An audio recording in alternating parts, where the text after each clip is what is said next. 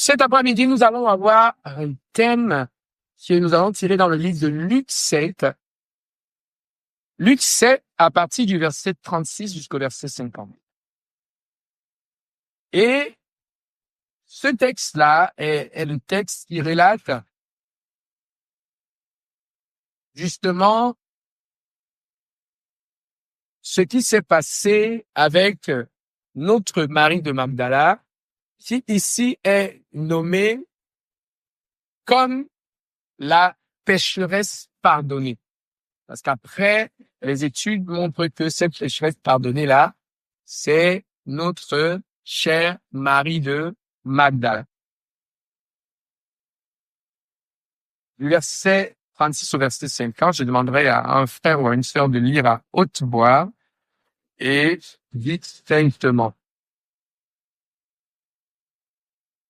Rendons grâce à Dieu pour le beau soleil que nous avons, même comme notre réservoir de fuel est plein par la grâce de Dieu. Ah, nous avons eu nos 500 litres qui ont été livrés, mais ça nous fait 24 degrés sans chauffage parce que notre bac PA, elle fait aussi un peu d'effet de serre. Quand il y a la chaleur qui rentre, le vent qui vient rafraîchir après n'entre pas parce que la bâche protège. Donc, ce qui fait que il y a la température qui augmente. Nous rendons grâce à Dieu pour cela. C'est peut-être des signes qui nous disent que les mauvais jours pour cette année sont en train de passer et que les beaux jours arrivent. Alors, Luc 7, verset 36 au verset 50. Quelqu'un peut lire le nom. Sur le pharisien, pria Jésus manger avec lui. Jésus entra dans la maison du pharisien et se mit à table. Et voici une femme pécheresse qui se trouvait dans la ville, ayant su qu'il était à table dans la maison du pharisien, apporta un vase d'albâtre plein de parfum, et se tint derrière, aux pieds de Jésus. Elle pleurait, et bientôt, elle les mouilla de ses larmes, puis les essuya avec ses cheveux, les baisa, et les oignit de parfum. Le pharisien qui l'avait invité, voyant cela, dit en lui-même: cet homme était prophète, il connaîtrait qui est de quelle espèce est la femme qui le touche. Il connaîtrait que c'est une pécheresse. Jésus prit la parole et lui dit: Simon, j'ai quelque chose à te dire. Maître, parle, répondit-il. Un créancier avait 2 débiteurs. L'un devait 500 deniers et l'autre 50. Comme il n'avait pas de quoi payer, il leur remit à tous 2 leurs dettes. Lequel l'aimera le plus? Simon répondit: celui, je pense, auquel il a le plus remis. Jésus lui dit: tu as bien jugé. Puis, se tournant vers la femme, il dit à Simon: vois-tu cette femme? Je suis entré dans ta maison, et tu ne m'as pas donné d'eau pour laver mes pieds, mais elle les a mouillés de ses larmes, et les a essuyés avec ses cheveux. Tu ne m'as point donné de baiser, mais elle, depuis que je suis entré, elle n'a point cessé de me baiser les pieds. Elle n'a point versé d'huile sur ma tête, mais elle a versé du parfum sur mes pieds. C'est pourquoi, je te le dis, ses nombreux péchés ont été pardonnés, car elle a beaucoup aimé. Et celui à qui on pardonne peu, aime peu. Et il dit à la femme: tes péchés sont pardonnés. Ceux qui étaient à table avec lui se mirent à dire en eux-mêmes: qui est celui-ci qui pardonne même les péchés? Mais Jésus dit à la femme: ta foi t'a sauvée, va en paix. Amen. D'ailleurs, nous voulons te prier et te bénir pour ta parole. Nous bénissons cette parole. Nous te prions de parler par ton Esprit Saint. Seigneur notre Dieu, que nous puissions comprendre le fil de ta pensée cet après-midi et que notre baiser fait, Père éternel, visible, se produise dans nos vies au nom du Christ Jésus. Nous ne voulons pas être remplis dans la tête et avoir le cœur vide, mais nous voulons que nos cœurs soient remplis de ta parole et que cela se voit, notre Dieu, dans nos agissements de tous les jours. Que ton nom soit béni, Seigneur, qu'il soit glorifié au nom du Christ Jésus. Amen. Amen. Amen. Donc c'est Simon qui était pharisien qui a invité Jésus chez lui. Il invite Jésus chez lui, c'est un pharisien. Pour nous situer pleinement, les pharisiens étaient des adeptes d'un parti juif qui mettait l'accent sur le respect des traditions, le respect des rites et le respect des cérémonies. Ils prétendaient qu'ils étaient les plus pieux que tous les autres juifs et par conséquent, ils se séparaient du peuple. Ils se séparaient du peuple parce qu'ils croyaient qu'ils étaient ceux qui étaient les plus proches de Dieu. Ils croyaient à la résurrection des morts, ils croyaient aux anges et ils croyaient aussi aux démons. Contrairement aux Sadducéens qui ne croyaient pas à cela. Donc, c'était des gens qui étaient assez conservateurs, assez rigoureux dans la pratique de leur religion. Donc, c'était l'un d'entre eux, Simon, qui a donc invité Jésus à venir manger chez lui. Et nous voyons qu'au verset 37, il y a une femme pécheresse qui était dans la ville. Mais regardez ce que la Bible dit. La Bible dit une femme pécheresse. C'est-à-dire que le péché de cette femme était caractérisé. Tout le monde le savait. Quand on la voyait, on savait que c'était cette femme-là. Donc, si nous pouvons nous resituer aujourd'hui, on pourrait dire que cette femme, elle avait quoi qu'on peut donc dire que c'était une femme pécheresse. C'est quand même extraordinaire de voir quelqu'un comme ça et de dire, mais ça, c'est une femme pécheresse. Ça veut dire que son péché devait s'écrire peut-être sur son front. Faut qu'on dise aujourd'hui que quelqu'un est un pécheur, puisqu'on sait que tous les hommes pêchent d'une manière ou d'une autre. Mais on avait dit que c'était une femme pécheresse qui était dans la ville. Donc, on pouvait savoir, on pouvait dire, ah, c'est la pécheresse, là. C'est ce que la Bible nous dit. Une femme pécheresse qui était dans la ville. Donc, pour avoir un péché, pratiquer un péché aussi célèbre, il y avait pas 10 millions de péchés qui pouvaient nous caster. On pouvait être quoi, par exemple? On pouvait faire quoi pour qu'on soit aussi caractérisé? Qu'est-ce on pouvait faire?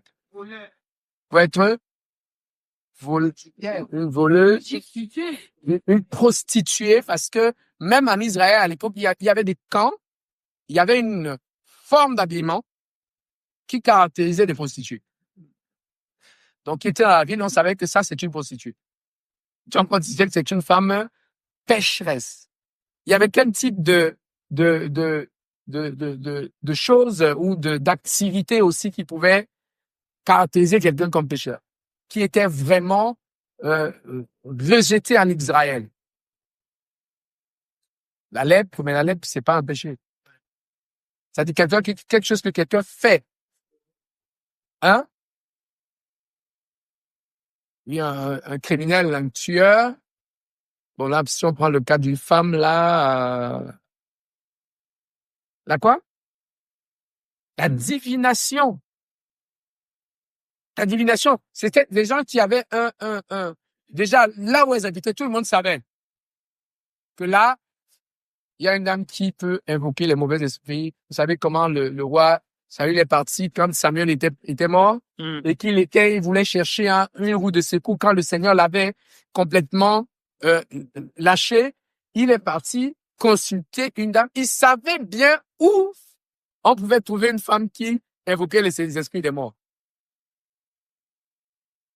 Et on savait très bien quand Judas est venu et qu'il est parti vers sa belle-fille Tamar, quand il voulait régler ses problèmes personnels, il savait bien où il pouvait partir.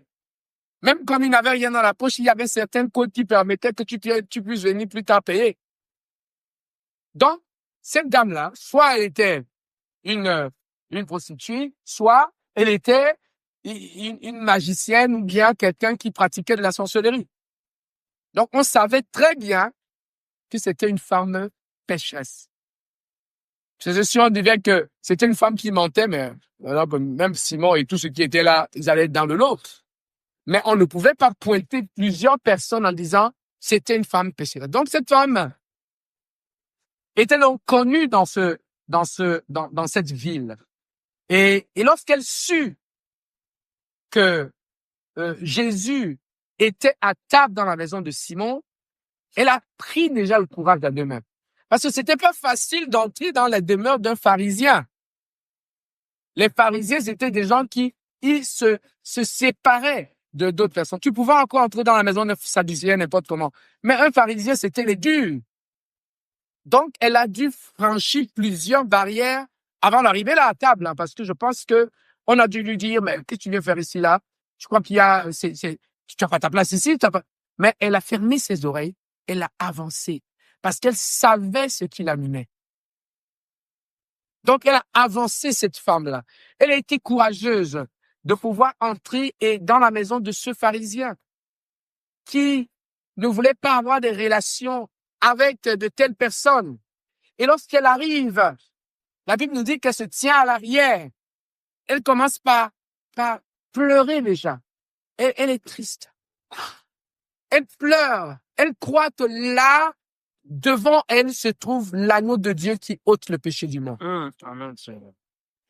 Et elle croit profondément qu'elle est une pécheresse. C'est pas parce que les gens le lui disent, mais là, ses larmes attestent qu'elle a la conviction de son péché. Et elle ne trouve qu'un seul endroit où aller déverser ses larmes-là, c'est au pied du Seigneur. Elle commence à pleurer. Elle mouille de ses larmes les pieds de Jésus. Elle essuie les pieds avec ses cheveux. Chez les Juifs, c'est quelque chose quand même, les cheveux d'une femme, pour eux, c'est extrêmement précieux. Mais elle prend ce qu'elle a de plus précieux, elle essuie les cheveux, parce que vous savez que les Juifs, vraiment pratiquant, les femmes, on ne voit pas leurs cheveux. Toutes là, même celles qui sont là, elles ont toutes des perruques. On ne voit pas leurs cheveux naturels, on ne les voit pas. Mais ce sont ces cheveux qu'elle prend et elle commence à laver, essuyer les pieds de Jésus. Elle va pas s'arrêter là. Elle embrasse les pieds de Jésus. C'est quand même quelque chose de fort. C'est quelque chose d'intense. C'est un signe, un geste d'amour. Et elle aime ce Seigneur-là. Elle croit que c'est lui, l'agneau de Dieu qui ôte le péché du monde. Elle embrasse ses pieds. Et elle va plus loin. Elle prend un parfum.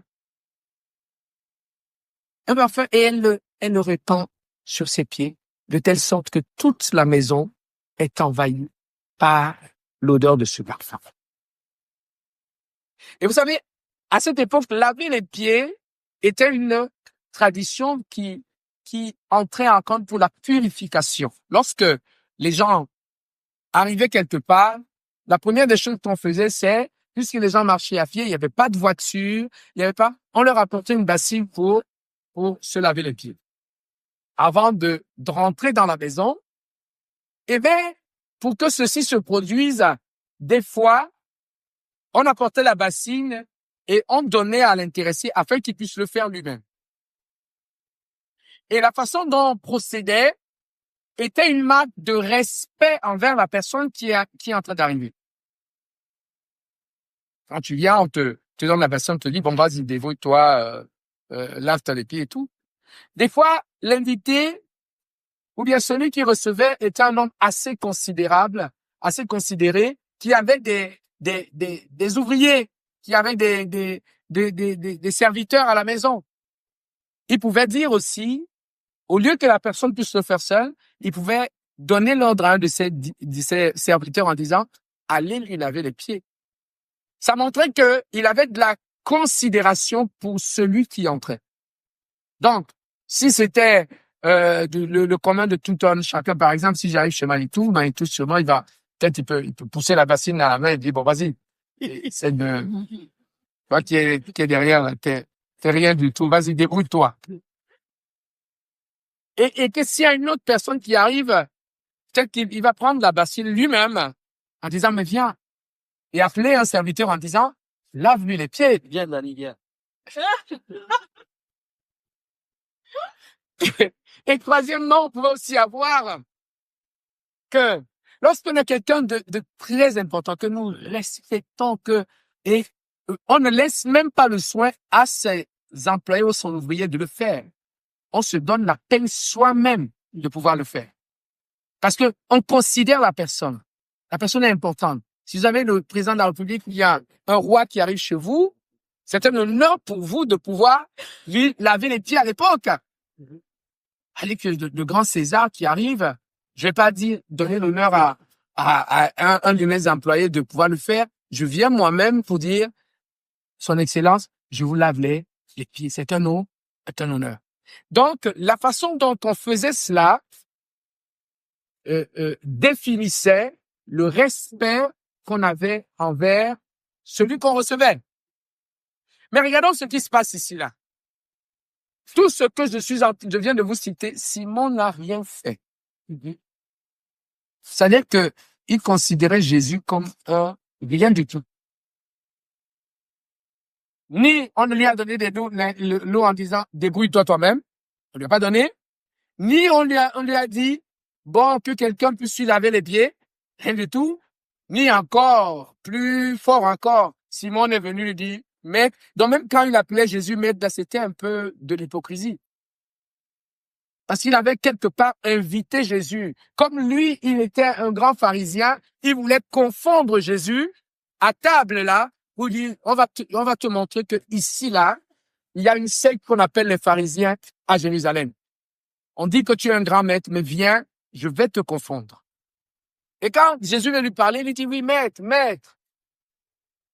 Il ne parle pas comme Nicodème qui l'appelait maître, on sait que. Bien qu'il soit venu de lui, mais il avait quelque chose de plus que ce pharisien-là. Donc, il ne donne rien à Jésus. Il ne fait rien pour que ce dernier puisse se purifier selon les rituels ou la tradition des anciens. Donc, on perçoit ici que Jésus n'en fait pas un cas. Il ne se plaint pas. Mais lorsque cette femme vient et agit de la sorte au pied de Jésus, nous voyons tout de suite que Simon, quand il voit ces gestes-là, il commence à murmurer. Il a une confirmation de dire, voilà, déjà on disait que c'était pas prophète. S'il était prophète, il connaîtrait que cette femme-là, qui le touche là, qui lui bichonne les pieds, c'était une pécheresse. Comment se fait-il qu'un prophète peut accepter qu'une femme comme celle-ci puisse le toucher? On n'a jamais entendu cela. Mais il n'avait pas compris qui était Jésus, pourquoi Jésus était venu. Que Jésus était venu, non pas pour ceux qui étaient bien portants, mais il était venu pour des malades. Amen. Et Jésus qui a lu ses pensées lui dit, Simon, on va lire au verset 40. À partir du verset 40, c'est ce qui se passe. Jésus prit la parole et lui dit, Simon, j'ai quelque chose à te dire. Maître, parle, répondit-il. Et ce maître-là, c'est pas un vrai maître qu'il est en train de produire. C'est un maître hypocrite.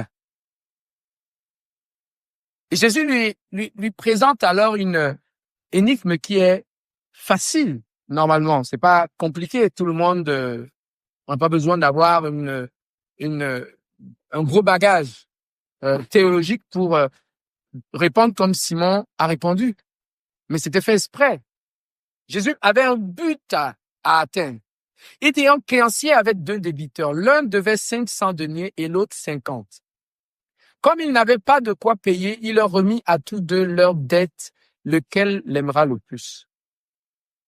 Simon, je pense que dans son cœur, il a dû dire, mais celui-ci, pour qui me prend-il? Quelque chose d'aussi simple comme ça.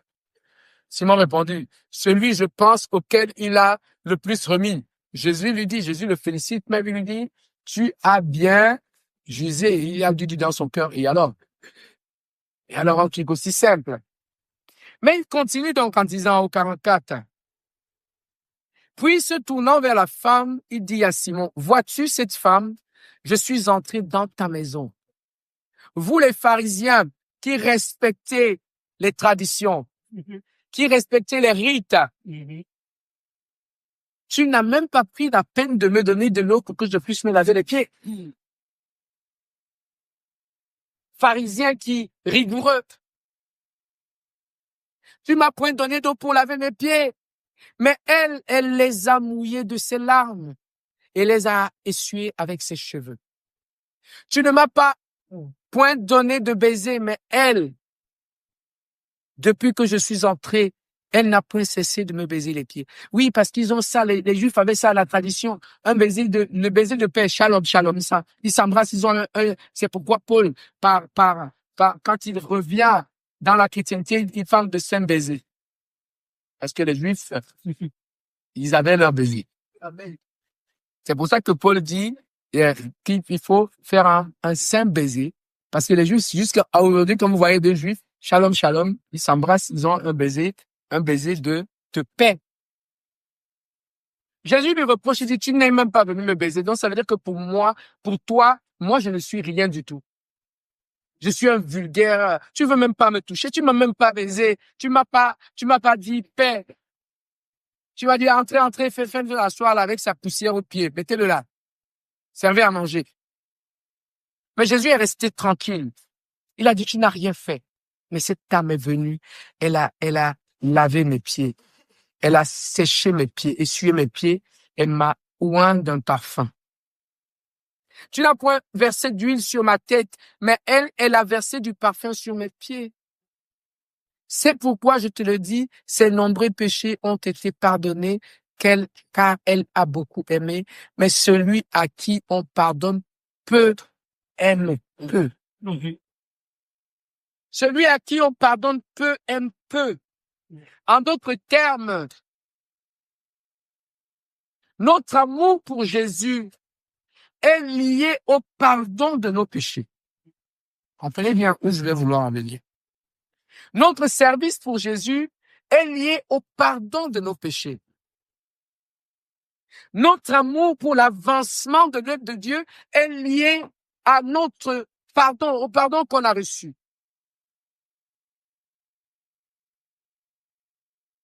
Mais la Bible nous dit, dans le livre d'Éphésiens 1, 7 à 8, que nous avons reçu le pardon de nos péchés par sa grâce. Mais la question que je me suis posée, est-ce que Dieu est un Dieu injuste? C'est-à-dire, il peut choisir de beaucoup pardonner à Natacha et de peu pardonner à Gérard. Posons-nous cette question. Parce que la Bible dit que celui à qui on pardonne peu aime peu. C'est-à-dire que si Dieu me pardonne beaucoup, c'est susceptible de m'amener à aimer Dieu beaucoup. Et celui à qui Dieu aura pardonné peu, donc, ne nous cassons pas la tête, il va aimer Dieu peu.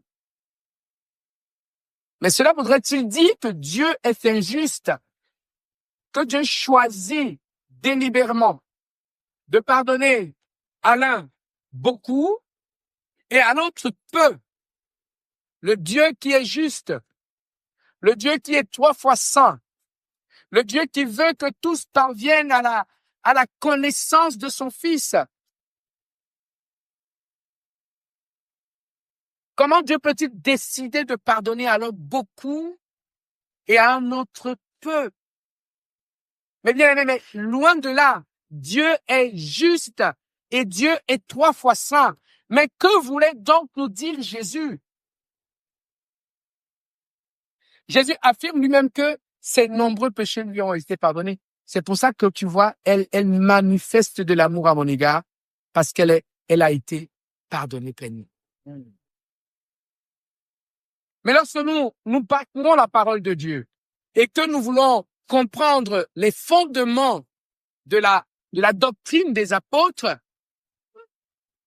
on comprend que c'est nous qui décidons ce que nous voulons que Dieu nous pardonne. Je vais m'expliquer. C'est nous qui décidons. La grâce de Dieu, elle est là. Jésus est mort sur la croix. Son sang a coulé. Ceux qui viennent à Jésus, si tu juges toi-même que toi, tu n'es pas tellement un pécheur trop, voilà quoi. Il y a quelques péchés, mais sinon, tu es presque saint. Mais tu viens quand même parce que c'est la forme, tu viens à Jésus. Jésus va te pardonner ces péchés, ces petits bribes de péché que tu lui apportes. Puisque toi, tu te considères déjà comme quelqu'un de juste. Tu te considères comme quelqu'un de presque parfait. Mais Dieu n'a pas voulu te prendre comme ça directement, il a voulu passer par son Fils. Donc puisque tu aimes Dieu, tu te soumets. Mais cette femme-là, elle avait une conviction profonde qu'elle est pécheresse. Elle n'a pas regardé ceux qui étaient à côté. Elle a vu sa vie. Elle a pleuré sur sa vie, sur son péché. Et elle a reçu le pardon pour tous ses péchés qu'elle avait commis. C'est sa disposition de cœur qui fait que Dieu lui pardonne beaucoup. Mais ce pharisien qui était là, regardez à quoi ça rime, hein? Parce que cela nous donne la possibilité d'avoir deux catégories de personnes. Et Jésus va illustrer ça. Il va illustrer ça par la parabole de la prière de deux hommes. Cette femme était connue de tous dans la ville. Elle n'a pas eu honte de ses péchés. Elle a pleuré sur sa bassesse. Elle a adoré et chéri celui par qui son salut est arrivé. Celui par qui ses nombreux péchés ont été pardonnés. Mais cette analyse nous donne deux modèles de personnes. Lisons-le dans le livre de Luc 18 à partir du verset 10. Et nous allons voir les deux modèles qui sont illustrés par l'idée que nous véhiculons cet après-midi. C'est Jésus qui parle lui-même. Et Jésus dit ceci. Deux hommes montèrent au temple pour prier. L'un était pharisien et l'autre était publicain, collecteur d'impôts. Déjà, au temps de Jésus, les collecteurs d'impôts, c'était les impies, les traîtres. Lorsqu'ils étaient déjà, parce qu'il y avait des collecteurs d'impôts qui étaient juifs et qui étaient embauchés par les Romains pour venir taxer leurs propres frères. Mais c'était des traîtres. Quand on voit quelqu'un comme Matthieu, qui était un publicain, c'était un traître. Comment pouvait-il accepter, aller piller, aller sommer à ses propres frères de payer les impôts lorsque Pierre pêchait son petit poisson et qu'il allait le vendre? Il fallait que Matthieu vienne en lui disant « paye », parce que la mer là, c'est la mer qui appartient au roi, à César. Donc tu pêches les poissons dans la mer de César, paye l'impôt, parce que ce poisson-là ne t'appartient pas. Donc c'est Matthieu qui venait en disant « paye ». Mais Dieu sait ce qu'il fait. Dieu a pris les publicains. Dieu a pris les pécheurs qui payaient les impôts aux publicains. Et il les a mis dans le même sac. Il a fait d'eux des pécheurs d'hommes. Il a changé leur cœur. Il a fait en sorte qu'ils puissent être dans la même équipe pour le royaume des cieux. Donc, il y avait donc un pharisien, comme Simon qui avait invité le Seigneur, et l'autre qui était publicain. Verset 11. Le pharisien debout priait ainsi en lui-même. La prière de quelqu'un qui pense qu'il a un tout petit peu, peut-être même pas de péché.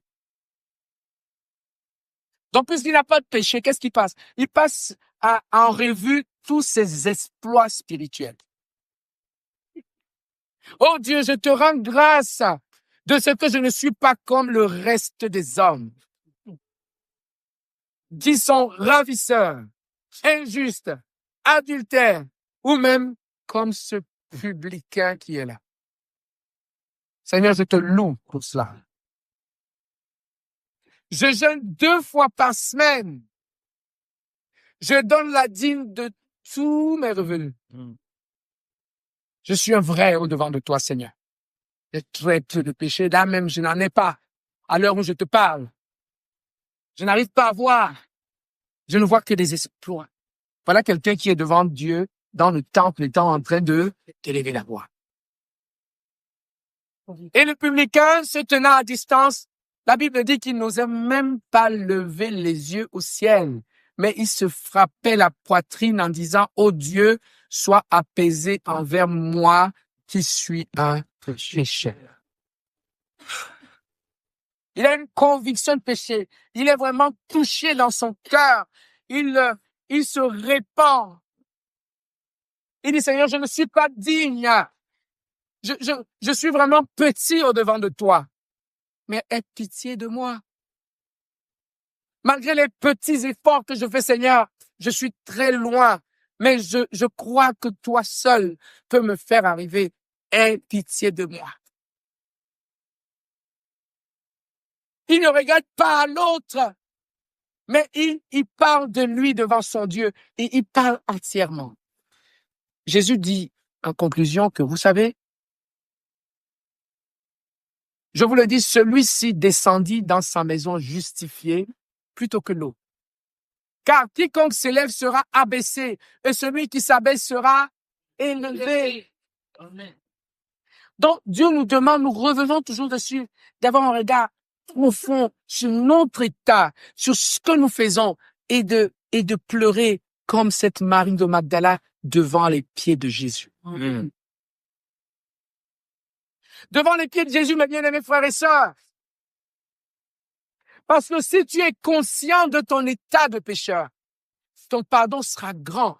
Amen. Mais si tu es devant le Seigneur comme ce pharisien, la grâce de Dieu est grande, mais le pardon ne s'opérera pas dans ta vie.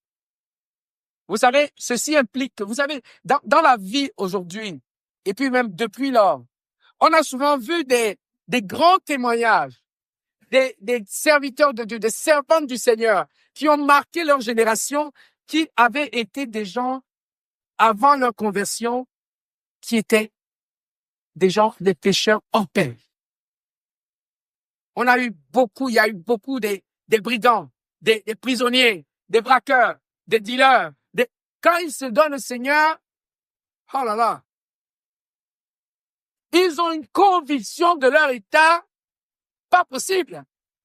Ils pleurent. Leur transformation, elle est spectaculaire parce qu'ils ont été tellement pardonnés parce qu'eux-mêmes, ils savaient que c'était la mort qui était là. Oui. Ils n'ont même pas à rester devant Dieu. C'est pour ça que ils aiment Dieu plus parce que ils ont été beaucoup pardonnés. Amen. Amen. Oui. Quand vous allez dire comment il y a des pasteurs, machin, il était homosexuel, il a fait tout, dealer, machin. Aujourd'hui, il est rangé. Mais tellement il est conscient que Dieu l'a sorti de la boue. Ah, il se donne à 400%. Il aime tellement le Seigneur parce que il a vu la misère dans laquelle il était et il a considéré le pardon de Dieu dans sa vie. Amen. Ce qui fait que cette foi qu'il a eue au pardon de Christ Jésus a ravivé la flamme d'amour envers ce Seigneur. Là, tu peux le tuer aujourd'hui parce qu'il sait qu'il était déjà mort. Mais ceux qui viennent étant droits, étant blanchis, étant déjà presque purs, presque corrects, mais qui viennent pas pour la forme, ce n'est pas que Dieu ne veut pas leur pardonner. Mais c'est qu'ils ne montrent pas à Dieu qu'ils ont le péché. Tout simplement. C'est qu'ils se justifient. Ils se justifient peut-être par leur dîme. Ils se justifient peut-être par leur belle voix. Ils se justifient peut-être comme moi je prêche comme ça, par leur prédication. En disant, moi j'ai pas besoin de m'humilier devant Dieu. Je prêche quand même l'évangile. Je connais quand même l'évangile quand même. Seigneur, oui, de temps en temps je peux me mettre en colère, mais ça va. Mais nous nous trompons nous-mêmes. Amen. L'amour de Dieu vient de la façon dont nous étalons nos cœurs, où nous croyons vraiment à notre état devant Dieu. Et cela n'a pas de casquette. C'est de cette façon-là que nous allons voir que nous aimerons Dieu. Nous ne serons pas aigris quand il faut travailler dans la maison de Dieu. Nous ne serons pas aigris quand il faut payer sa dîme ou donner la dîme au Seigneur. Ça va être quelque chose de tellement normal que nous allons considérer même que c'est un honneur pour nous. Quand on paye sa dîme, on ne fait pas du bien aux anciens, là, ou qui vont se partager cela pour mettre dans la poche, ni au pasteur qui aura plus de steak dans son... Mais non! Mais c'est parce que nous voulons que nous sommes peut-être sous la tente ici, mais que nous puissions payer. Là, j'ai appris, la semaine dernière, il y a eu des sœurs qui ont... Le frère Guillaume a dit, mais on n'avait plus rien là pour notre chauffage. Il y a des gens qui ont enlevé dans leur poche pour donner par rapport à ça. Moi, c'est même pas moi qui ai parlé. Moi, j'ai appris seulement que, ouais, il y a ça, il y a tel qui va dire qui va donner ça, ça, ça, ça. Parce que nous voulons que tous ensemble, nous puissions être heureux là où nous sommes. Donc, c'est pour ça que quand nous rendons service sans aimer Dieu, ça nous pèse. On peut commencer bien, mais à un moment donné, ça va me peser. À un moment donné, il y aura des murmures qui vont rentrer. À un moment donné, on va commencer à voir que moi, je fais tout le temps, mais l'autre ne fait pas. Il fait pas assez. Ouais, il y a que moi qui fais le goûter. Ouais, il y a que moi qui sais non. C'est pas bon. Quand je vois que les frères, tel ou tel ne fait pas, je dois prier mon Dieu. Parce que nous avons la preuve que quand c'est Dieu qui vient toucher le cœur, la transformation est spectaculaire. Amen. Mais c'est pas en ronronnant, en murmurant que l'autre va commencer à faire. Non. Quand Dieu te met ça, tu es vraiment, tu es épris par Dieu, par l'amour de Dieu. Tu veux que ça marche. Tu veux que ça fonctionne. Tu ne comptes pas ton temps. Tu ne comptes pas ce qui se passe pour ceci. Moi, j'ai vu une meuf qui est là-bas derrière. Guillaume qui a trouvé ça, il est passé. Entre deux consultations, ça pose. Il me dit, mais Dani, regarde ce qu'on a. J'ai filmé. J'ai dit gloire à Dieu. Amen. Amen. Donc, Dieu t'ouvre l'esprit. Tu vois que peut-être, là, il faut venir tirer ce... Après, tu te dis, bon, mais j'ai ma journée dans la semaine. Si j'ai pas de trucs, je demande à ceux qui ont su. Je viens faire. Dieu doit nous ouvrir l'esprit à pouvoir voir les choses que nous devons accomplir dans la maison de Dieu. Là, j'ai vu des choses devant là-bas qui doivent être jetées parce que certaines personnes ont dit, voilà, il faut que notre lieu de culte soit propre. Donc, on a ramassé tout ce qui traînait, tout ce qui ça. C'est devant, là, quelqu'un d'autre peut avoir l'amabilité de dire, bon, mais oui, bon, il y a des trucs à jeter. OK, mais est-ce qu'il y a une carte ici, là? Hein, qui on va pour cela? Je dis, bon, je vais prendre mon mercredi ou bien vendredi ou bien je ne sais pas quoi. Je vais venir prendre ces choses-là. Je vais aller jeter à la déchetterie parce que nous avons fait une carte pour l'église, pour tout ce que nous pouvons jeter. Donc, une personne a sorti les choses, l'autre personne a pris et est partie jeter. Et c'est l'église qui avance. Lorsque nous aimons notre Dieu, lorsque nous reconnaissons là où Dieu nous a pris, notre amour est plus puissant envers notre Christ Jésus. Cette femme avait aimé Dieu. Vous savez, quand la Bible nous parle des femmes qui étaient là, peut-être qu'elles ne prêchaient pas extraordinaire, mais la Bible dit que elles servaient Jésus avec leur bien. Elles étaient là. C'est elle qui faisait à manger, parce qu'il fallait quand même qu'ils mangent. C'est elle qui organisait le département nourriture. C'est elle qui conseillait même spirituellement. On a vu dans la Bible, quand le couple Priscille et Aquila, comment la femme, elle était plongée dans la parole. C'est pour ça que je vous exhorte, je vous encourage. Pour celles et ceux qui ont du temps, nous devons être formés parce que Dieu a besoin des ouvriers et des ouvrières. Ce n'est pas une chose de homme seulement. Mais il faut prendre du temps pour être formé et pour pouvoir être capable de former aussi les autres. Donc, nous devons vraiment, mes bien-aimés frères et sœurs, voir notre misère. Ne pas voir c'est facile de voir la misère de l'autre. Vous avez vu ce pharisien-là? Je ne suis pas comme ce publicain-là. C'est facile. Ou, c'est ce que Jésus a dit en d'autres termes quand il a donné la parabole de la poutre et de la paille. C'est que pour nous, quand nous voyons nous-mêmes, nous voyons la paille. Et celui-là, nous voyons la poutre. Et lorsque nos yeux voient comme ça, nous sommes dans l'erreur.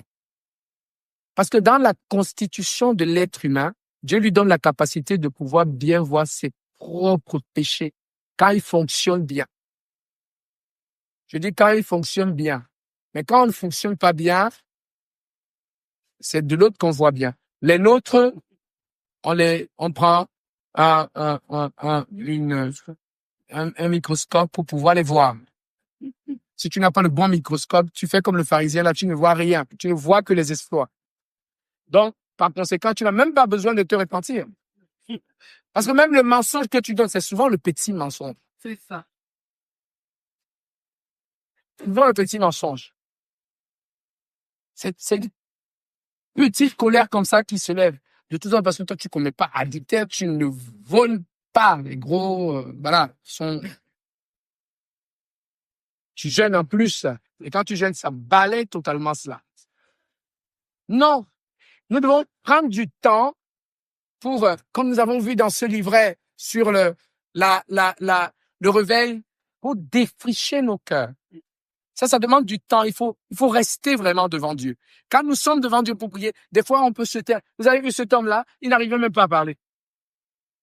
La force qu'il avait, il se frappait parce qu'il se disait, je vais commencer par où? Il a seulement commencé, Seigneur, aie pitié de moi. Aie pitié de moi. Aie pitié de moi. Il ne savait même pas par où commencer.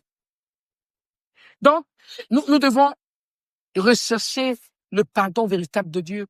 C'est pas que Dieu ne fait pas de favoritisme, mais c'est notre façon de nous ouvrir au devant de lui qui permet à la grâce de Dieu de toucher nos cœurs. Amen. Et si la grâce de Dieu touche nos cœurs dans son étendue la plus grande, notre amour pour Dieu sera proportionnel à cela. Notre amour pour Dieu sera proportionnel à cela. Pourquoi Paul pouvait être aussi engagé? C'est un homme qui était conscient. Il disait qu'il était le dernier l'avorton.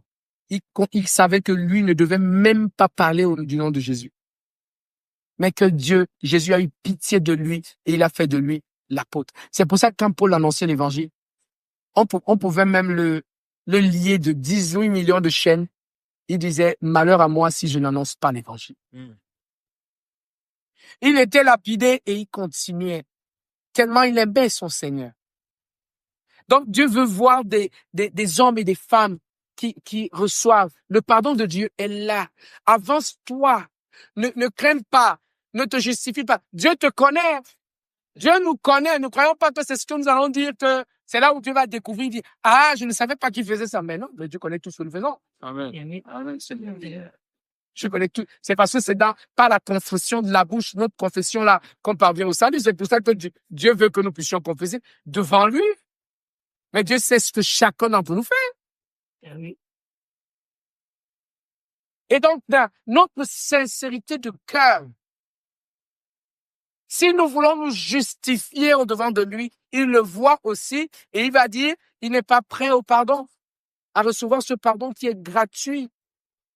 Mais si nous sommes humbles devant de lui, si nous nous frappons la poitrine lorsque ça ne va pas, si nous sommes comme cet homme-là qui se dit, Seigneur, aie pitié, alors nous serons justifiés devant lui. Amen. Et nous allons voir que notre amour pour Jésus va aller grandissant. Et nous allons être joyeux pour le servir. Nous allons être joyeux pour nous ouvrir au devant de lui. Nous allons être joyeux pour faire des choses afin que les choses puissent avancer. L'une des paroles que nous avons eues quand nous étions à Mulhouse, c'est que même parler d'argent tous les jours dans l'église, il faut pas. Ne nous cassons. C'est pas à force de parler d'argent que les gens vont apporter dans le trône de Dieu. Quand les gens viendront, ils verront que chacun a sa place et que chacun travaille à sa place. C'est normal que les gens, Dieu ouvre leur cœur pour pouvoir apporter. Et le serviteur de Dieu qui nous a parlé avait pris le passage de la reine de Saba quand elle est arrivée dans la maison de Salomon. Elle a été frappée parce que les ouvriers étaient chacun dans son activité. Ils étaient vraiment à leur poste. Ils faisaient efficacement leur travail. Il y avait une coordination. Et puis, elle a dit, waouh! Ce n'est pas la sagesse de Salomon qui l'a d'abord bluffé, hein? Mais c'est l'organisation de la maison de Salomon. Donc, si chacun de nous a cette âme-là, de dire, je veux que l'œuvre de Dieu avance, je veux que l'œuvre de Dieu progresse. Quand les gens viendront au milieu de nous, ils vont comme, mais ils sont organisés. Chacun a à cœur l'avancement de l'œuvre de Dieu. Quand elle a vu ça, elle a sorti les trésors dans ses sacs, elle a mis pour la maison. Et si Dieu nous transforme de l'intérieur, nous allons nous donner pour l'avancement de l'œuvre de Dieu.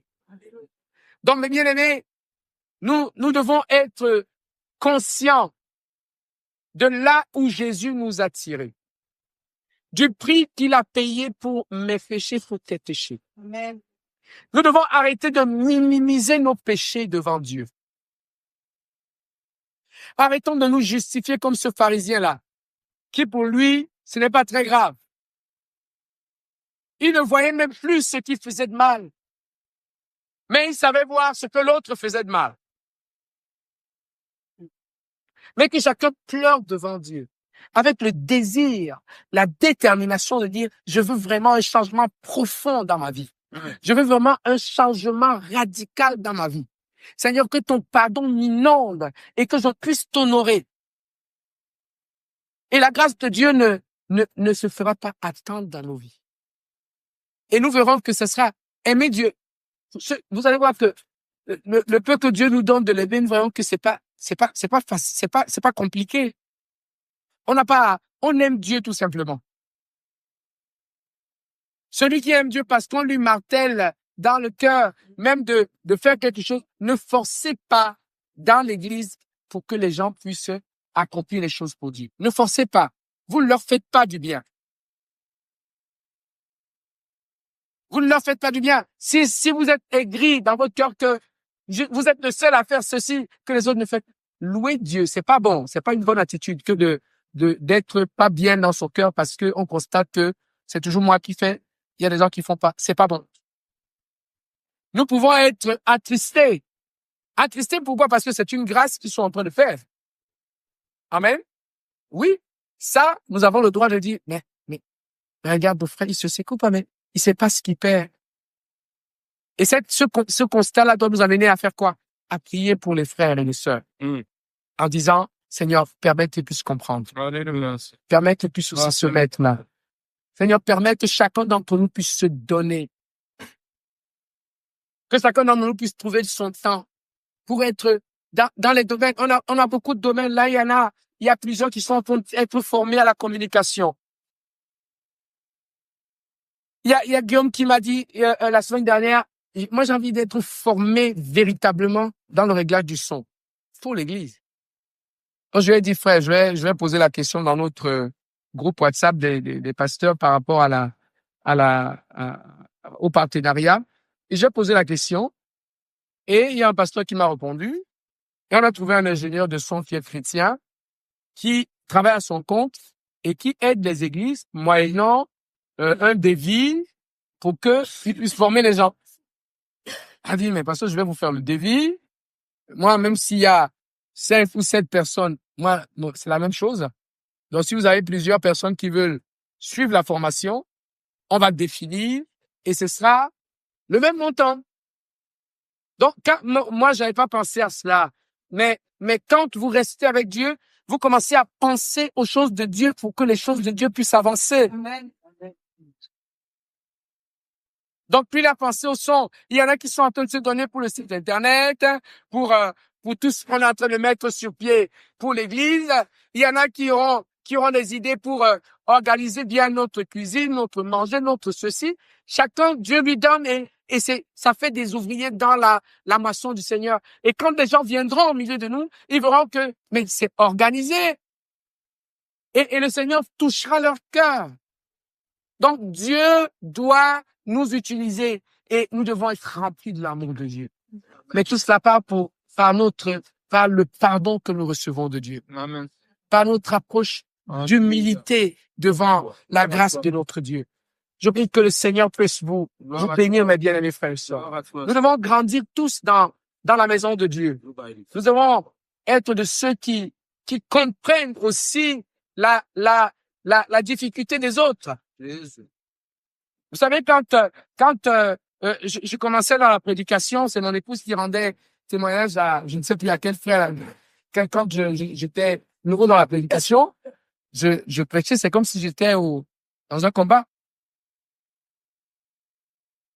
Tellement rude, dur, et cela, et c'était terrible. J'arrivais même pas à sourire quand je parlais.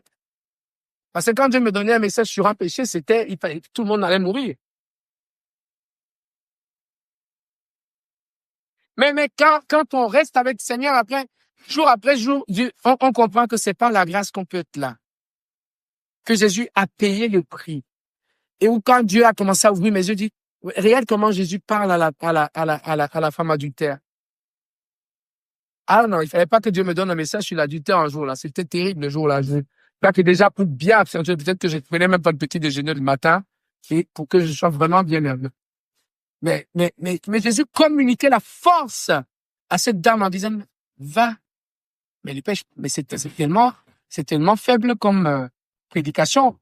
Nous croyons que si on dit, et l'adultère qui nous amène à la mort, il faut lâcher cela.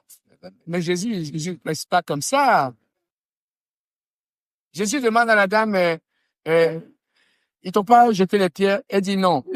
Il dit que moi aussi je ne te condamne pas. Va mener. Quelle faible prédication ça n'a pas la puissance, ce truc-là. Mais non, mais c'est ça qui avait la puissance. Amen. Et puis je peux parier parce que cette dame, on n'a plus jamais nommé cette dame dans la Bible. La parole de Dieu l'a conduit. La parole de Dieu l'a libérée. La parole de Dieu l'a libérée. Et c'est comme un pasteur un frère qui disait que nous croyons toujours quand Dieu a une voix grave. Une voix de général d'armée. Attention! Mais non, Dieu peut parler finement. Alléluia. Dieu peut parler finement, mais c'est parce que quand nous venons dans le Seigneur, nous avons notre propre nature qui joue encore là. Dieu doit là. Moi, c'est un frère un jour il prophétisait, il disait que lui, quand il donne la prophétie, ça se réalise. Qu'il neige ou qu'il pleuve, ça va se réaliser. Et qu'un jour, il a prophétisé dans une nuit. Il y avait dans la région d'Israël, il y avait beaucoup de poulaillers. Il y avait des gens qui volaient des coqs, des poules dans les... Et un jour, il a pointé un frère dans l'église en disant, Dieu te dit d'arrêter le vol de poules. Sinon,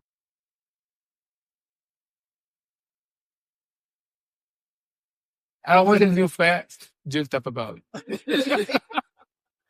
Il m'a dit, mais frère, quelques semaines après, le frère est mort.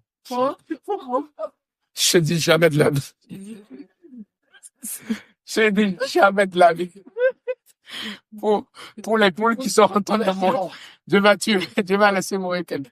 C'est que nous venons dans l'église de Dieu et nous agissons avec notre cœur.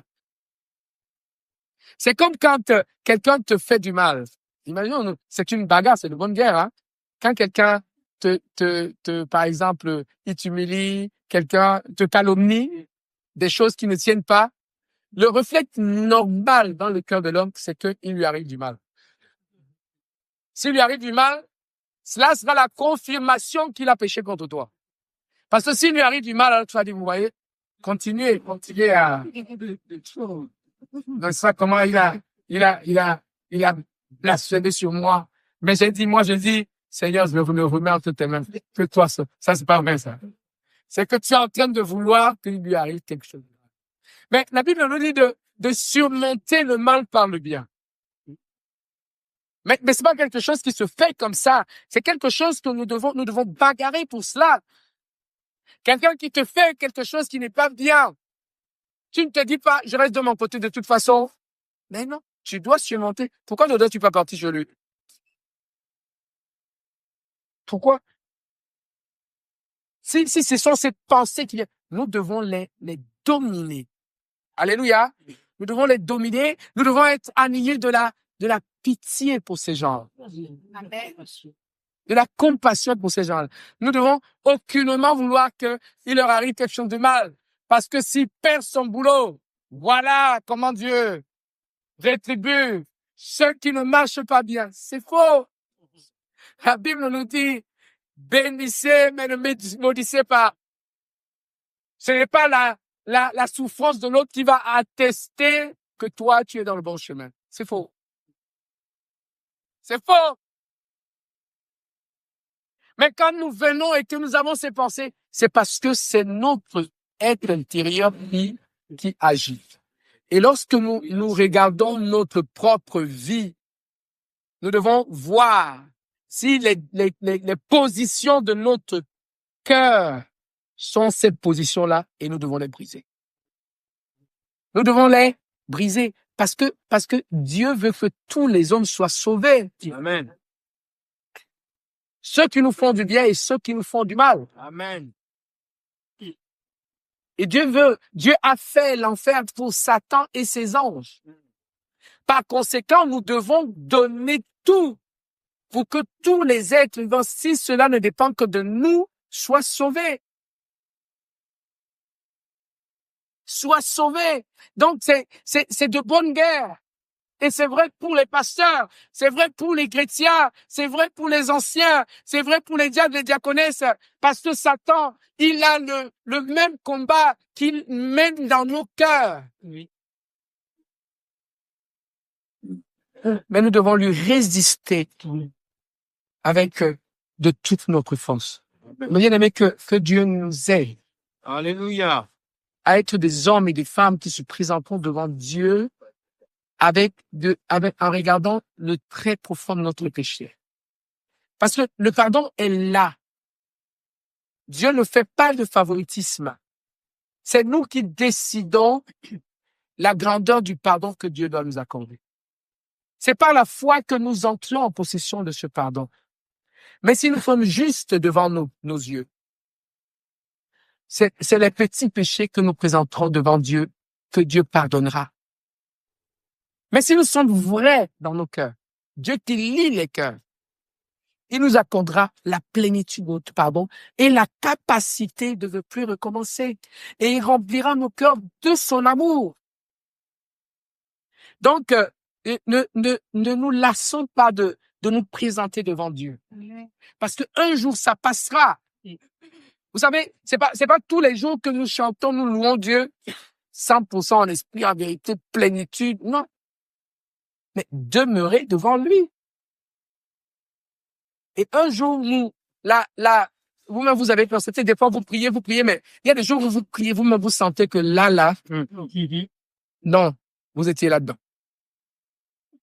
Parce que l'Esprit de Dieu est là. Il est là. Et un jour, ça va passer. Tu vas pleurer devant lui. Tu vas t'humilier devant lui. Tu vas reconnaître vraiment. Tu auras la conviction réelle de ton péché. Et Dieu va t'accorder le pardon total et parfait. Nous devons être des hommes et des femmes qui recherchons le salut, le rétablissement des uns et des autres. Et lorsqu'il y a que Dieu laisse que l'un ou l'autre soit dans la tristesse, c'est pour que nous soyons tous dans la tristesse, mais dans la justice de Dieu. Dans la justice.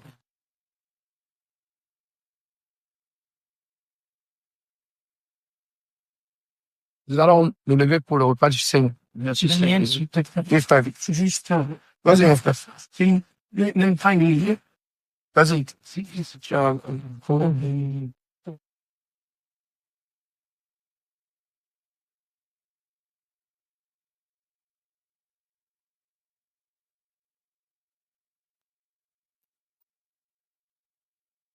Vous voyez, il y a la parole que Daniel a donnée tout à l'heure dans Luc.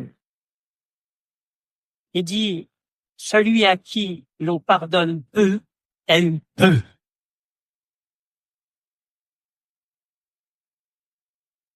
Si je pardonne pas à Daniel ou très petitement, c'est que je ne l'aime pas. C'est simple, hein? C'est simple. C'est très simple. Si je ne pardonne pas à mon épouse, je ne pardonne pas à mon frère, ou peu, par, bon, je vais juste un petit peu, mais en réalité, tu l'aimes pas. Celui qui pardonne peu, aime peu. Ça nous engage à pardonner entièrement. Amen. Amen.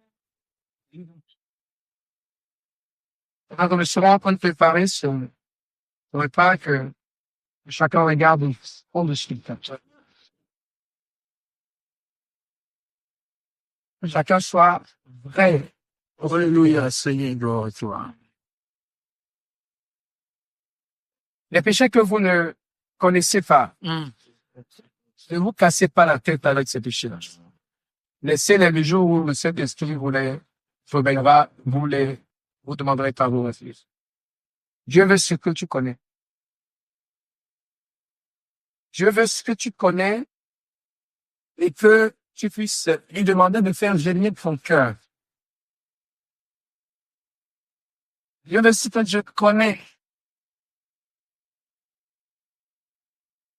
C'est pour ça que moi, je dis souvent, je n'encourage pas les gens à prier en disant, Seigneur, tu connais tout ce que je fais dans les, bon, il n'y a pas de lui connaît. Dieu veut ce que toi, tu connais. Ce que moi, je connais. Le Saint-Esprit disait, dans la démarche, ce que nous voulons, c'est aimer Dieu, aimer Jésus-Christ, aimer son œuvre. C'est dans la religion que on fait des choses pour plaire au pasteur. On fait des choses pour plaire aux hommes. Mais nous voulons plaire à Dieu. Amen. Nous voulons faire parce que nous sommes animés de l'amour de Dieu. Et Dieu va nous apporter sa délivrance. Dieu va m'apporter sa délivrance. Dieu va t'apporter sa délivrance si tu es sincère au devant de lui. Seigneur, nous allons te présenter ce phare qui a été fait par le médium, en donnant ton corps, qui a été meurtri, Seigneur, qui a été frappé pour les faux pécheurs et pécheresses que nous sommes. Seigneur, nous voulons nous présenter devant toi comme mal.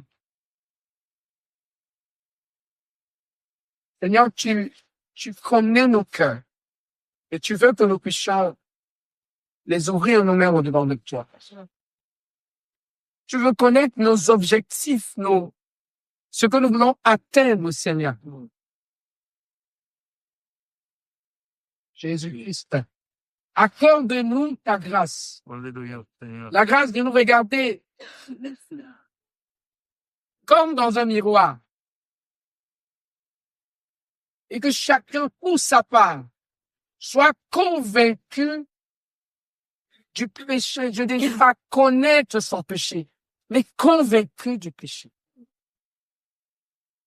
Nous ne voulons pas être des pharisiens au devant de toi. Nous ne voulons pas justifier notre position, nos exploits au devant de toi. Mais nous voulons, Seigneur, mon Dieu, reconnaître notre état de misérable et espérer ainsi, Seigneur, recevoir de toi le pardon. Alléluia. Je voudrais te bénir pour cette coupe qui a été faite par des mains d'hommes, le fruit de la Bible, qui représente ton sang, le sang de la nouvelle alliance, qui est appelé pour la rémission des péchés. Et nous ne voulons pas laisser certains péchés, Seigneur.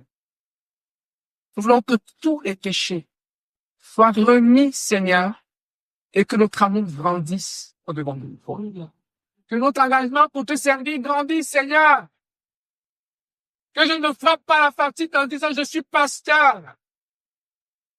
Tout le monde est au même pied d'égalité au devant de toi, mon Dieu et mon roi. Accorde-nous ta grâce. La grâce de vivre ta parole. Que ton nom soit élevé, Seigneur. Qu'il soit glorifié Au nom de Jésus. Amen. Amen. Amen, Seigneur. Amen. Celui qui veut élever la voix peut le faire. Amen.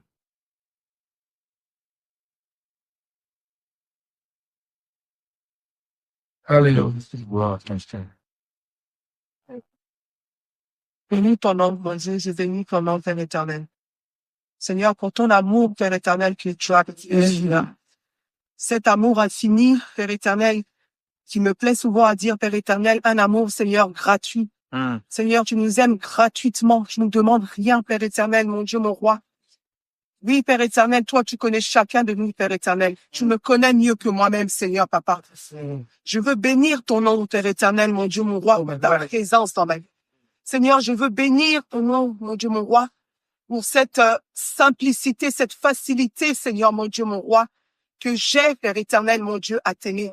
Alléluia. Quand je me lève le matin, Père éternel, je me dis juste merci. Merci, Père éternel, pour tout ce que j'ai qui vient de toi. Parce que tout ce que j'ai, Seigneur, vient de toi, Père éternel, mon Dieu, mon roi. Le souffle de vie, Seigneur, le mariage, les enfants, la maison, Seigneur, mon Dieu, la voiture, le mouvement, Père éternel, mon Dieu, Alléluia. tout, absolument tout, Seigneur, mon Dieu. Absolument tout. Alors, vers qui est-ce que je peux me tourner, Seigneur, si ce n'est vers toi? Alléluia. Seigneur, en cas de problème, de maladie, de soucis, vers qui est-ce que je peux me tourner, Père? Ta parole nous dit que c'est toi qui as les paroles de la vie. Ta parole nous dit que tu es le chemin, tu es la vérité. Seigneur, je ne peux aller ni à droite ni à gauche. Je ne peux aller que vers toi, Seigneur mon Dieu. Et il me plaît d'aller vers toi. Seigneur, je ne suis rien sans toi. Seigneur, je ne suis absolument rien sans toi, Seigneur. Gloire à toi, Seigneur. Tu me l'as déjà montré à maintes reprises. Oui, Alléluia. j'ai voulu faire par moi-même plusieurs fois, Père éternel, plusieurs fois, mais j'ai échoué, Seigneur. J'ai lamentablement échoué. Tu es Dieu et tu restes Dieu. Seigneur, je te bénis. Je te bénis pour mes échecs, Père éternel, mon Dieu, mon roi. Je te bénis pour mes échecs. Oui, Père éternel, je te bénis pour mes échecs qui m'ont rendu plus forte, Père éternel, mon Dieu. Merci. Qui m'ont permis, Seigneur, mon Dieu, de rester les yeux, Père éternel, levés vers toi et vers toi seul. Aucun homme, Père éternel, aucune femme sur cette terre, Papa, ne peut m'aimer plus que toi. Seigneur, je le reconnais. À toi la gloire. À toi la gloire, Père éternel. À toi la gloire. Tout est pour tout. Au nom de ton Fils, le Christ Jésus. Oui. Amen. Amen. Amen. Amen. Amen. Gloire à toi, Seigneur. Gloire à toi, Seigneur. Toi qui élève vers toi, le cœur réclame, bienvenue pour son roi. Bonjour est facile, ton fardeau léger. Dieu mon cœur docile, et mon bon avenir. Jésus soit mon guide, dirige mes pas, et sois mon égide dans tous les combats. En du jour éternel, lumière du monde, oui, Dieu mon fou. Alléluia. Jésus soit mon guide, guéris mes pas, et sois mon égide dans tous mes combats. Dans la nuit profonde, tiens-moi par la main, lumière du monde.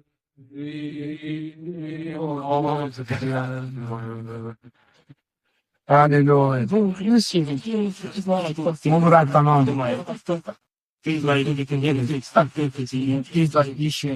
Gloire à toi, Seigneur.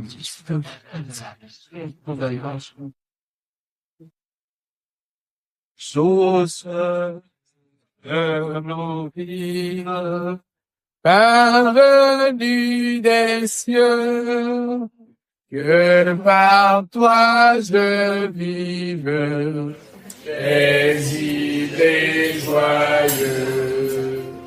Quand luira l'aurore du jour éternel, que je vive encore pour toi dans le ciel.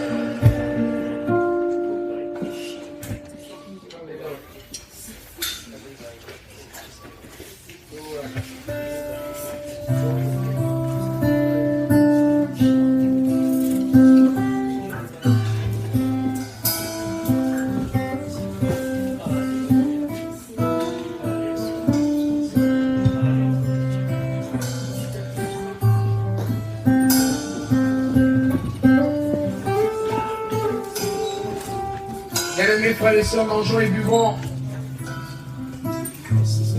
Et croyons par la foi à toutes les promesses que notre Seigneur nous a données, liées à l'obéissance de cet acte. Jésus, merci Seigneur.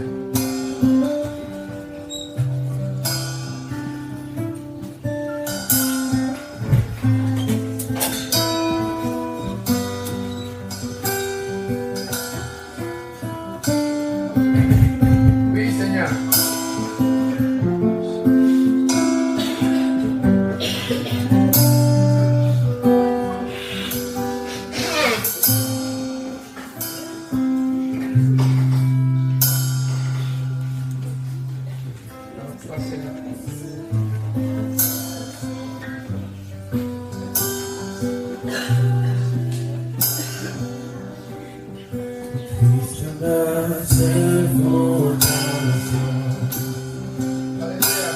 Le rocher de ma vie, autour de moi est détruit.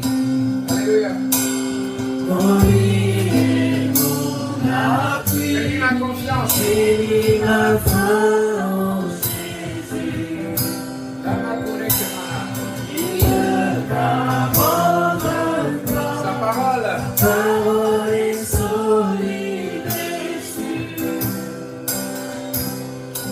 Ne me laissera jamais.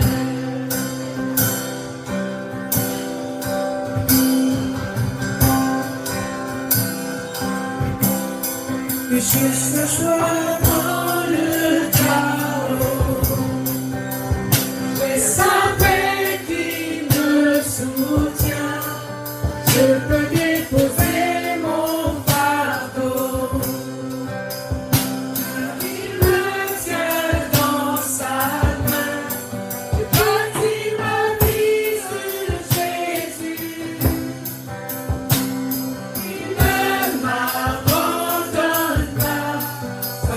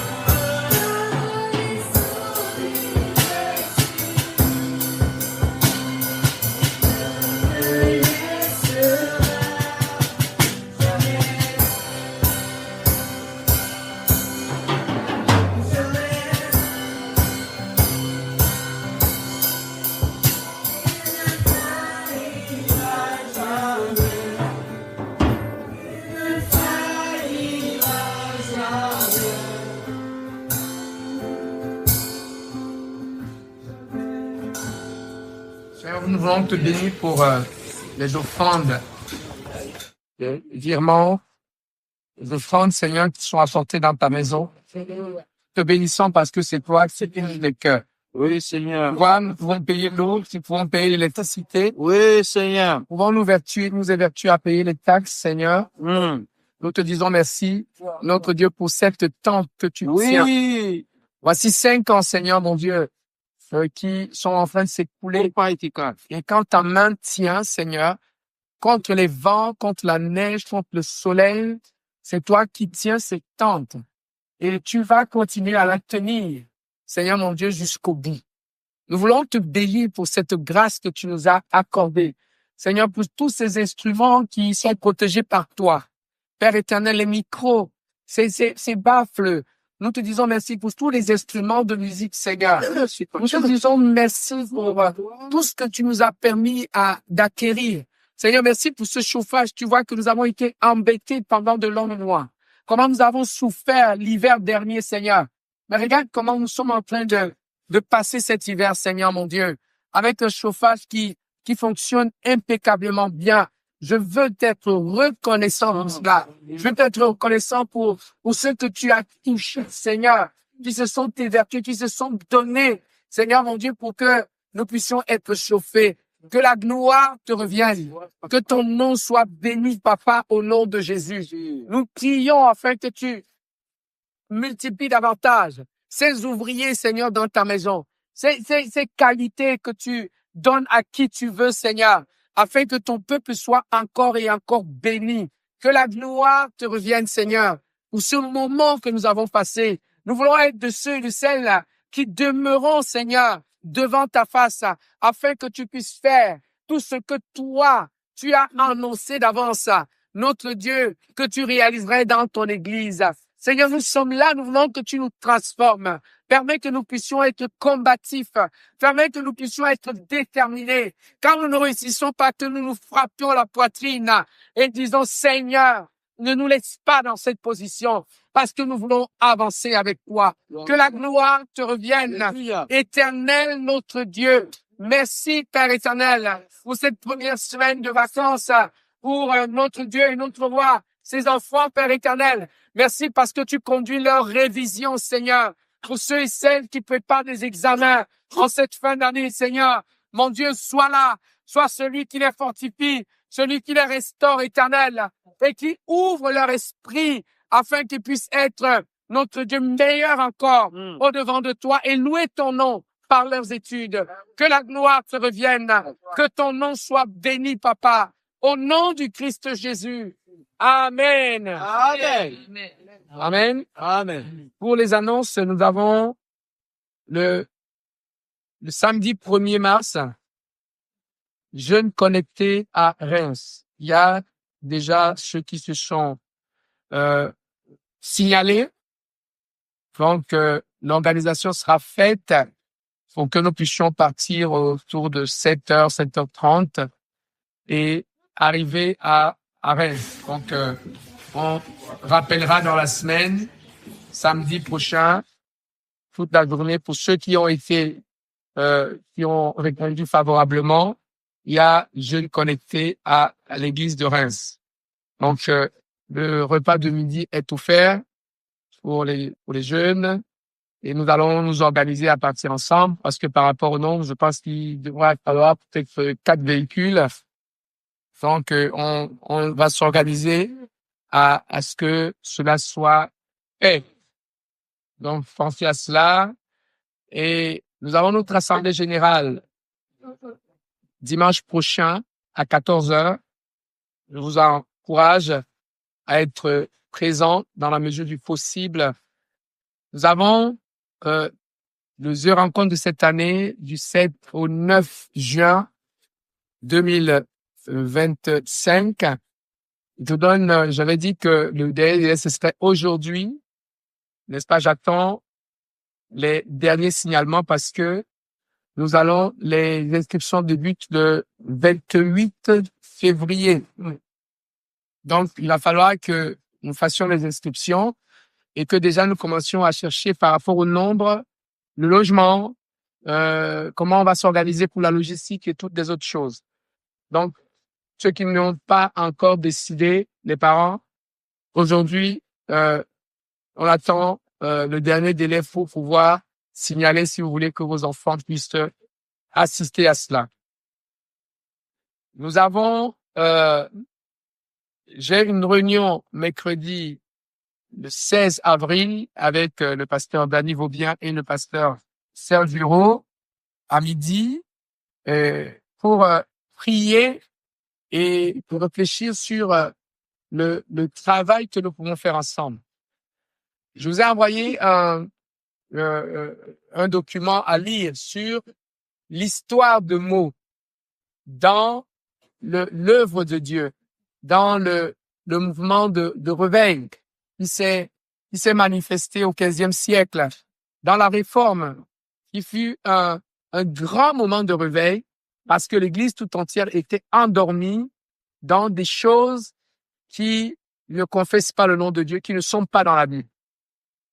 Mais Meaux a été la première ville à adhérer et à manifester sa volonté d'accepter la véracité de la parole de Dieu. Il y a eu des martyrs. Les premiers ont été à Meaux sur la place du marché, là. Ils ont été brûlés. Pour servir d'exemple. Il y en a qui on leur a coupé le bras. Ils se réunissaient et ils se cachaient. Mais ce n'est pas en vain. Nous avons un héritage que nous devons continuer à respecter. Donc, la place de Meaux dans l'Évangile, elle est importante devant Dieu. Donc, c'est pour cette raison que il y avait une idée selon laquelle il fallait qu'on organise le 5 octobre un culte commun des chrétiens, des églises et tout. Le Seigneur a mis dans mon cœur une pensée que j'ai partagée aux serviteurs de Dieu, c'est Dieu nous a donné une pensée de nous tourner vers le monde. Quand nous faisons un culte commun, c'est une bonne chose.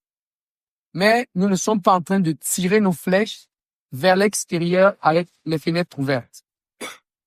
Donc, il serait important de pouvoir nous organiser de comment faire pour pouvoir atteindre ceux qui n'ont pas encore reçu l'Évangile.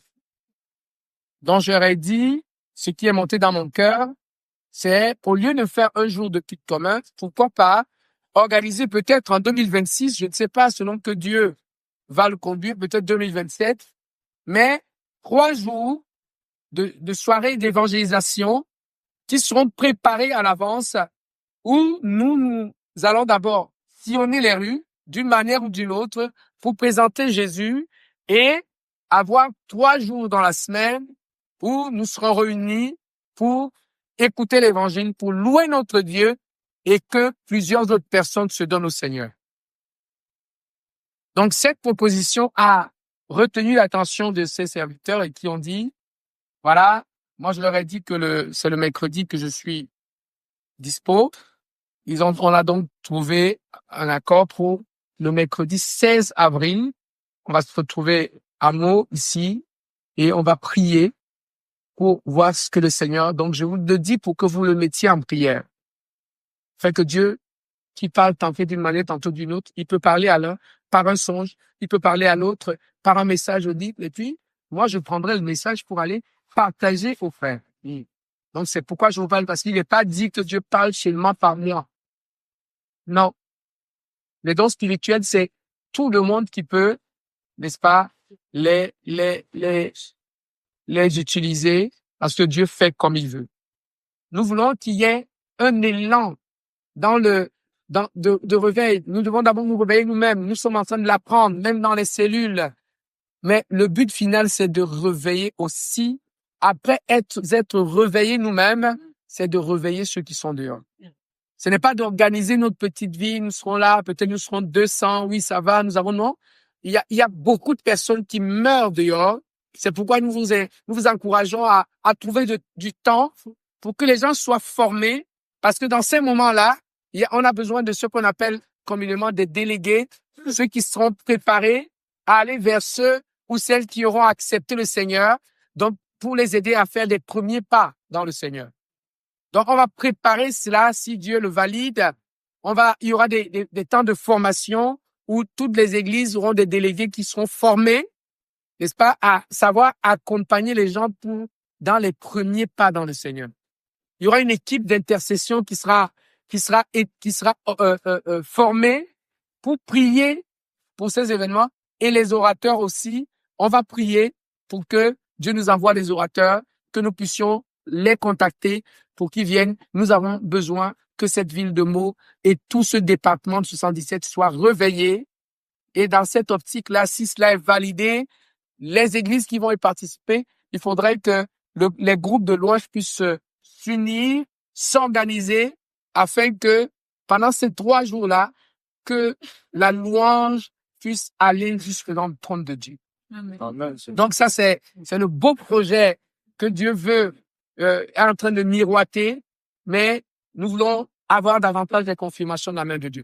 Nous avons déjà trouvé la salle à Meaux pour cela, une très belle salle qui peut contenir jusqu'à plus de 1000 personnes. Et j'ai rencontré le responsable de cette salle-là qui nous fait un très beau prix si nous faisons des réunions dans la semaine. C'est-à-dire que si nous faisons 3 jours d'évangélisation dans la semaine, cela revient au prix d'un jour le week-end. Parce que comme le week-end, c'est les mariages et tout et ceci, mais il a dit, si nous prenons 3 jours dans la semaine, il nous fait ça au prix d'une journée, et ce n'est pas très très cher, ça tourne autour de 3700 €, et si nous sommes plusieurs églises, eh bien que chacun, moi j'avais fait le calcul avec des frères, si chaque église met 70 € tous les mois, même si on dit qu'on fait ça dans 10 mois, le nombre d'églises qui étaient là, on aurait largement de quoi pouvoir le faire. Donc, mettez cela en prière, parce que Dieu veut que nous puissions tirer à l'extérieur, Alléluia. à les fenêtres ouvertes pour atteindre les peuples qui sont encore au loin. Donc, c'est dans cette optique-là. Donc, priez pour cela, pour que Dieu nous réveille premièrement et que Dieu réveille aussi l'Église. En dernier, nous avons une annonce par rapport à ce que nous avons eu la semaine dernière, de concert avec les anciens. Nous avons jugé bon de donner la responsabilité des jeunes, n'est-ce pas, à Guillaume. Donc, Guillaume, dorénavant, sera le responsable des jeunes. C'est lui qui va organiser, qui va animer cela. Nous prions parce que dans nos cœurs, dans mon cœur, il faudrait que dans chaque domaine, il puisse y avoir au moins 2 personnes. Parce que des fois, la charge, elle peut être tellement lourde que, à cause de cela et toutes les autres choses que nous pouvons avoir, nous puissions céder, devenir faibles. Donc, priez aussi pour d'autres personnes. Ça peut être une femme ou un homme pour pouvoir seconder dans cette, et nous savons déjà que, d'après le compte rendu que j'ai eu, il y a Grace, Cassie, Mélanie et Alvin qui sont déjà qui étaient très proches de Jonathan pour l'aider dans l'animation de ce groupe de jeunes. Donc, vous continuerez à travailler avec Guillaume pour que cette jeunesse-là puisse vivre. Et moi, je serai là si j'ai un peu de temps. Je pourrais aussi aider, par exemple, comme samedi, je ferai partie de ceux qui vont vous accompagner à Reims. Et si Dieu le veut, j'ai aussi la pensée de pouvoir accompagner les jeunes à Je rencontre cette amie. Donc, que nous puissions prendre tout cela comme des sujets de prière. Parce que dans l'Église de Dieu, nous sommes un seul corps. Amen. Et si le doigt a un problème, c'est que c'est l'oreille aussi qui a un problème. C'est pour ça, pour aider le frère Jonathan, nous avons décidé de pouvoir avoir un suivi dans la prière. C'est ce suivi, je vais le piloter et je serai accompagné par Guillaume pour que le frère se relève et qu'il puisse continuer la bataille. Que Stéphanie aussi se relève pour qu'elle puisse continuer la bataille et que nous puissions faire Satan menteur. Alléluia. Quelle que soit la situation dans laquelle vous pouvez vous trouver, ne donnez jamais raison à Satan. C'est-à-dire, c'est pas que nous n'avons pas bien fait. C'est pas ça le but. Mais c'est que nous disons que mieux vaudrait pour nous mourir au pied de Jésus. Alléluia. Comme cette Marie est venue Mm. mourir au pied de Jésus. Amen. Ceux qui dans les églises, parce qu'on a découvert ci ou ça, fuient ou justifient leur péché, qui ne viennent plus, sont en train d'ouvrir leurs bras à Satan.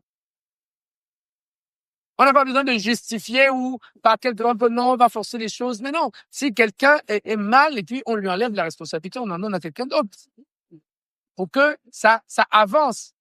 Et c'est pas un échec personnel, mais c'est l'Église de Dieu qui doit avancer.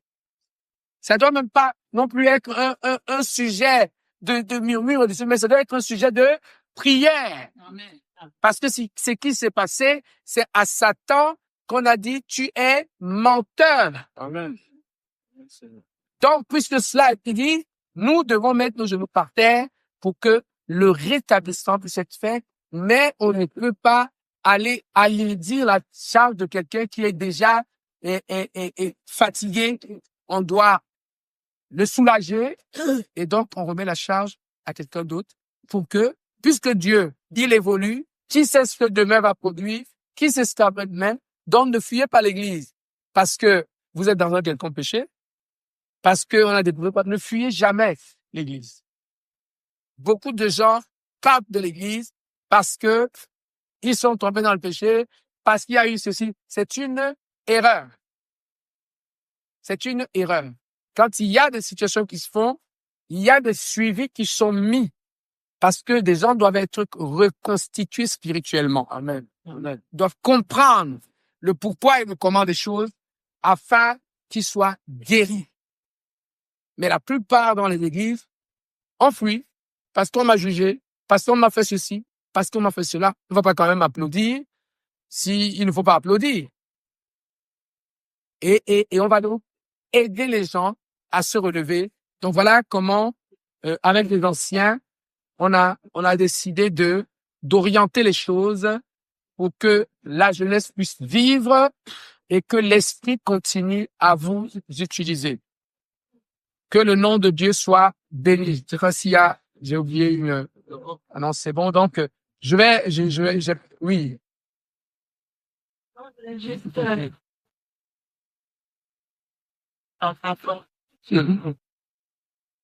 Je voulais juste remercier le Seigneur. Je voulais juste remercier le Seigneur et glorifier son nom. On va te donner une fois. Amen. Vous m'entendez quoi? Ah oui. Je voulais juste remercier le Seigneur et glorifier son nom par rapport à tout ce qui a été fait durant cette semaine. Je ne sais pas si j'ai fait du jaloux, mais j'ai été grandement bénie. Amen. Ah là, parce que tu le dis, tu fais des jaloux. Bon, écoutez, j'ai été grandement bénie et je remercie Dieu parce que j'ai tant lutté des fruits. J'ai tant lutté toute seule en disant, Seigneur, je te laisse faire, mais au fond de moi, je ne me laissais pas vraiment faire. Et quand il a pris les rênes, j'ai pu voir que quand même, même à travers ma faiblesse, il était là avec moi. Alléluia. Donc je voulais vraiment remercier Dieu pour ça.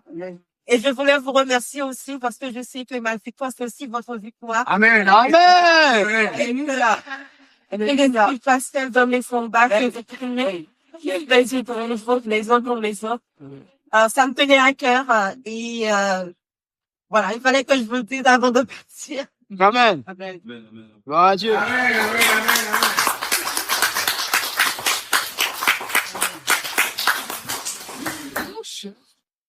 Nous allons nous lever pour clôturer, pour rendre grâce à Dieu. Disons,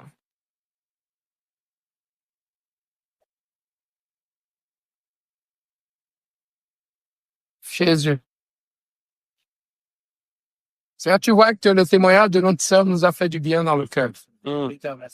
Moi, particulièrement, je te rends grâce pour cela. Et mes frères aussi qui ont acclamer ton nom, Seigneur. Gloire à toi, Seigneur. On dit merci Mm. parce que l'ennemi a mordu la poussière une fois de plus au milieu de nous. Gloire à toi. Et c'est comme ça qu'il mordra la poussière encore et encore Alléluia. pour tous les cas et pour toutes les situations qui sont les nôtres, Seigneur. Parce que toi, tu la crois, tu l'as complètement vaincu. Mm. Tu l'as livré en spectacle, Oui, Seigneur. en triomphant de lui et de tous ses acolytes sur la croix. Notre Dieu, nous te bénissons pour la victoire de l'Église. Merci. Parce que tu as dit que les portes du séjour des morts ne prévaudront point contre ton Église, Seigneur. Alors nous te bénissons non seulement pour les victoires présentes, mais aussi pour les victoires à venir, futures, au nom de Jésus-Christ. Que ton nom soit béni. Tu gardes, Seigneur notre Dieu, les uns les autres. Nous voulons prier, Seigneur mon Dieu, pour ce bouquet qui a été préparé. Oui, Seigneur, béni sois-tu tous les mains qui l'ont pourvu et celles qui l'ont préparé. Amen. Nous bénissons ce bouquet qui nous fasse du bien dans notre corps. Que nous puissions le prendre avec joie et simplicité du cœur. Que ton nom soit béni, Seigneur. Pour nos enfants qui sont en vacances, pour ceux qui travaillent. Seigneur, garde-les. Nous pensons à nos bien-aimés frères et sœurs qui n'ont pas pu être là ce matin. Seigneur, bénis-les. Bénis-les, Seigneur, et permets-nous de les revoir. Que la gloire te revienne, maintenant et à jamais. Au nom du Christ Jésus. Amen. Amen, amen. Que Dieu soit béni.